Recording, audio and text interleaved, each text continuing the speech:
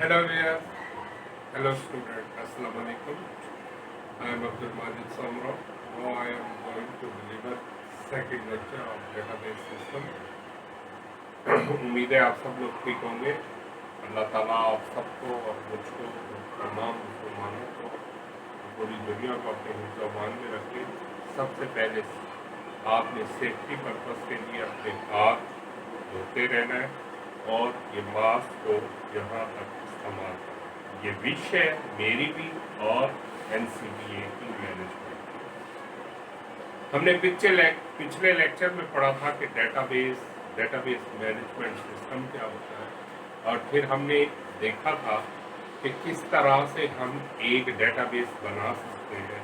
यानी डेटाबेस को एंटिटी हमने पुकारा था, उसका मैथमेटिकल नेम रिलेशन पुकारा था।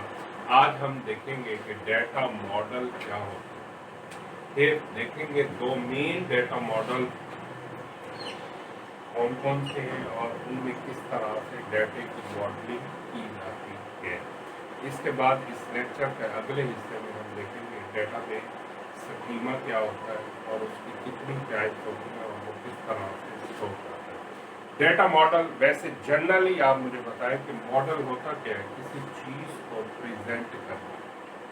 और डेटा मॉडल से मुराद है डेटे को मुख्तलिफ स्टाइल टेक्निक मुख्तलिफ फॉर्मेट में आपस में कनेक्ट करके उसका एक स्टाइल बनाना जनरली डेटा मॉडल कहलाता है। लिखा भी ये define how the logical structure of database model, किस तरह से लॉजिकली हम मुख्तलिफ डेटाबेस के स्ट्रक्चर्स को आपस में मिलाकर एक मॉडल बना सकते हैं।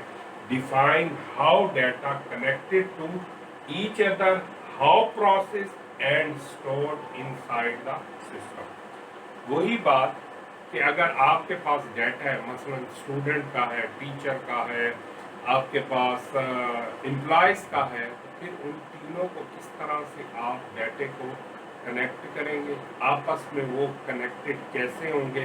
स्टूडेंट और टीचर डायरेक्ट कनेक्टेड है लेकिन एम्प्लॉय डायरेक्ट कनेक्टेड नहीं होगा। वो इनडायरेक्ट वे से अगर इंटरेक्शन करनी भी है टीचर या स्टूडेंट से, और फिर वो एक दूसरे को डाटा कैसे सेंड करेंगे और रिसीव करेंगे, और फिर वो मेमोरी में स्टोर कैसे होंगे, और वो अपने ऑपरेशन यानी sharing data, deleting data, update वो किस तरह से रिप्रेजेंट करेंगे, उस चीज़ को हम क्या कहेंगे, डेटा मॉडल कहेंगे।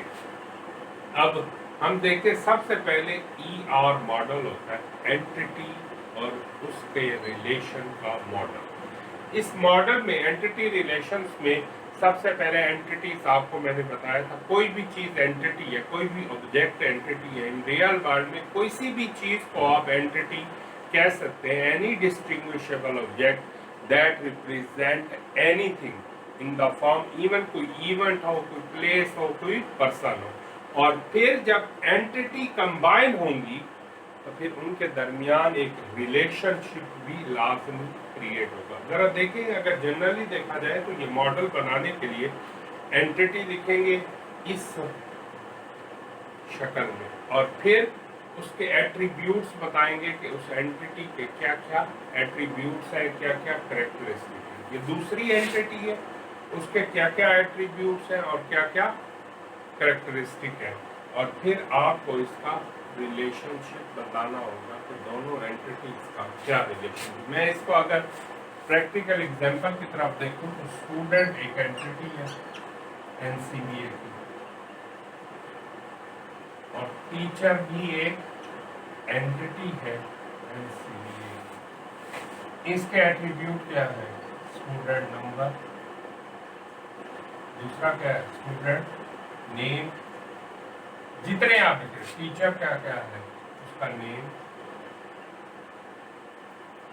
टी नेम, उसकी स्पेशलाइजेशन। आपको ये 2-3 नहीं, जितने मर्जी आए आप लिख सकते हैं। स्पेशलाइजेशन,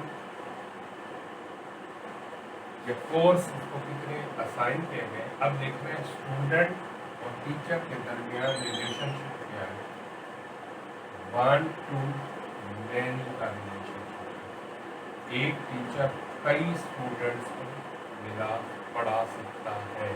इन दोनों के दरमियान रिलेशनशिप क्या बना, 1 to many का रिलेशनशिप बना।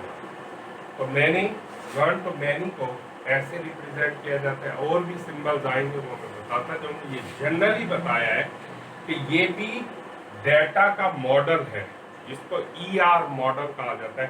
पहले सारी एंटिटीज लिख लें, उनके एट्रीब्यूट्स इस शक्ल में लिखे, फिर उनके दरमियान रिलेशंस को क्या करें, एक्सप्लेन करें। रिलेशंस कई तरह के होते हैं।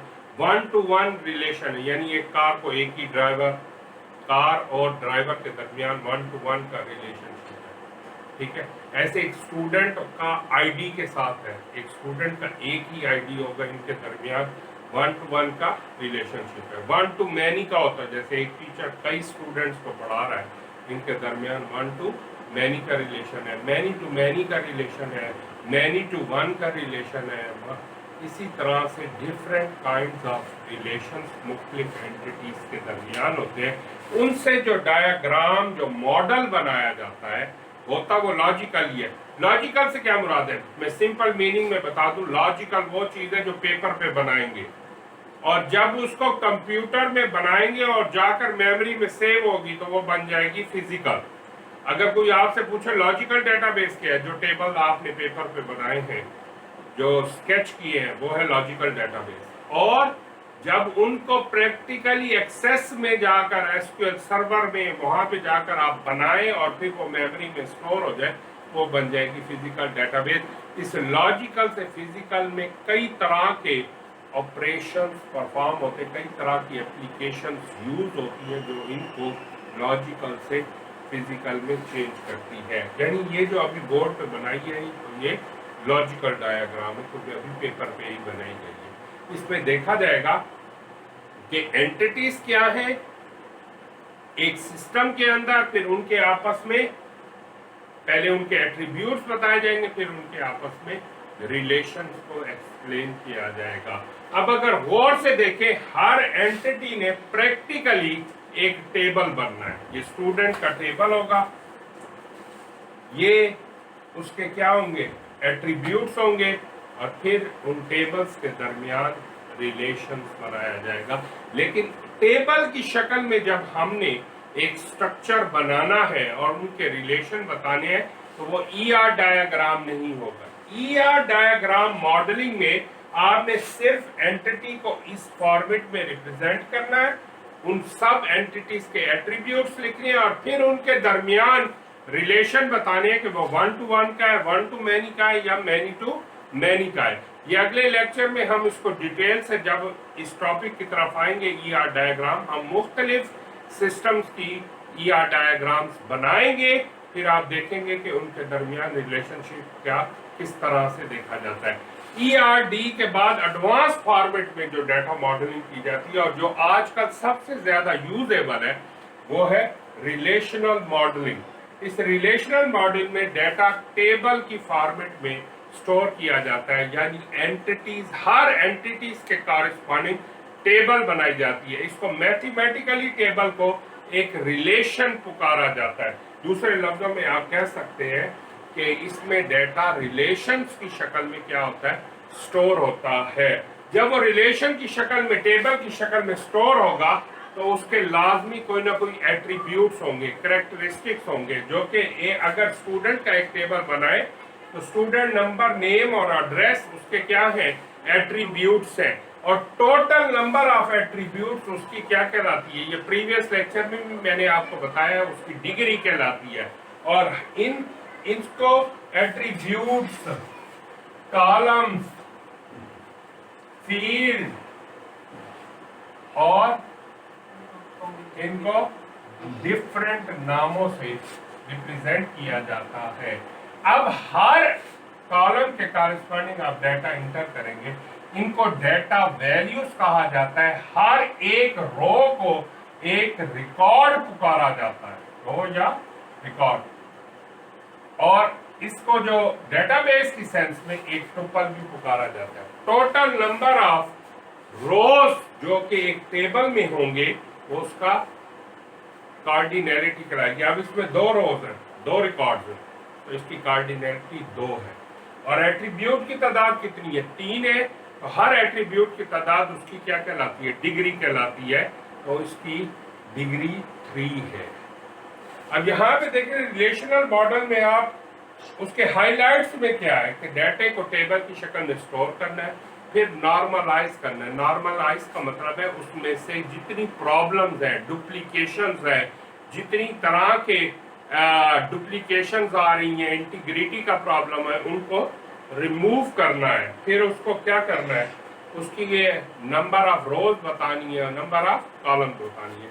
अब ये डाटे का रिलेशनल मॉडल बनेगा कैसे? आप एंटिटी लिखेंगे, फिर आपको उसके क्या बताने होंगे? एट्रीब्यूट्स जितने चाहिए।